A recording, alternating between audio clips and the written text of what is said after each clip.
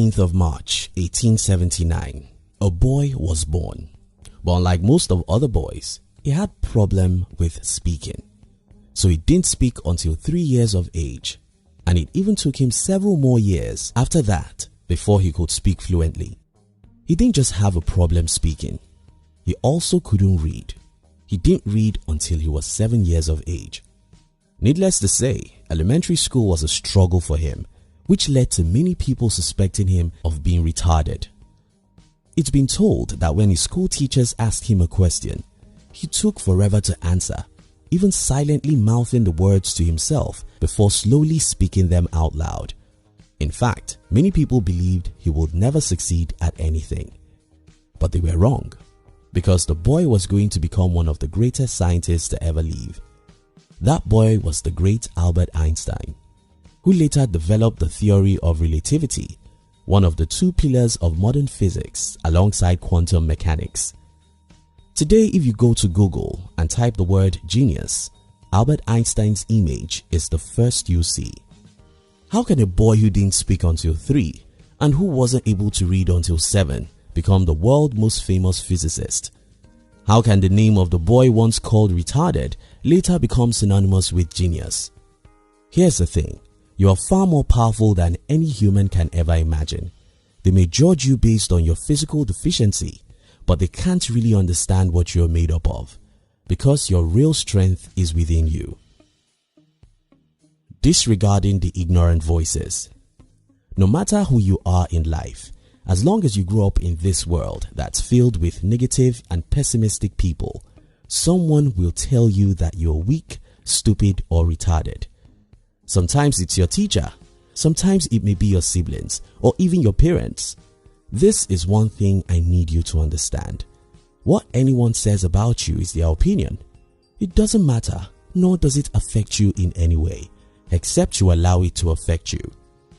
In fact, the negative things people say about you can be a source of inspiration for you. For instance, when my elder brother told me that I cannot be successful as an entrepreneur, I was determined to prove him wrong. So I read every book I could find about entrepreneurship and worked harder. Whenever I remembered his words, I felt like I was in a battle with someone. I felt like someone has invited me to fight and promised to kill me. I felt like I have someone I needed to defeat, and that was my brother. Today, I've defeated him because I actually did what he said I cannot do, and his negative words about me were one of the reasons why I was able to achieve what I achieved. You must learn how to prove people wrong. You must learn how to believe in yourself, regardless of what anyone in the past has ever told you. The reason for that is simple. We all become who we believe we are capable of becoming. Roy T. Bennett said, "Don't let others tell you what you can't do. Don't let the limitations of others limit your vision. If you can remove your self-doubt and believe in yourself, you can achieve what you never thought possible."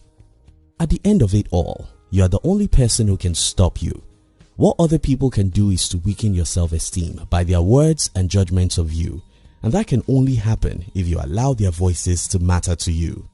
Even Albert Einstein was obviously disadvantaged, even though he couldn't speak until age 3, even though he couldn't write until age 7, even though he applied to the Swiss Federal Institute of Technology but failed the entrance examination and had to take it a second time before he was admitted to the school.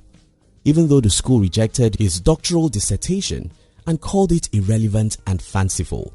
Even though it is said that Einstein often forgot simple things such as making sure he put on his socks before shoes, and it is also told that he misplaced day payroll check because he used it as a bookmark in his research. Even though many scientists throughout the world ridiculed him and attacked his theories, calling them worthless and useless, and they even went as far as saying that Einstein does not have a logical mind.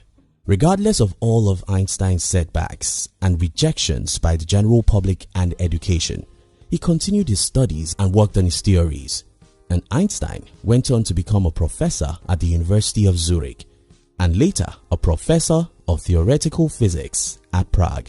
He then went on to prove to all of the doubting, ridiculing scientists throughout the world that he did have a brilliant mind by winning the Nobel Prize in Physics in 1921. The world is yours to conquer.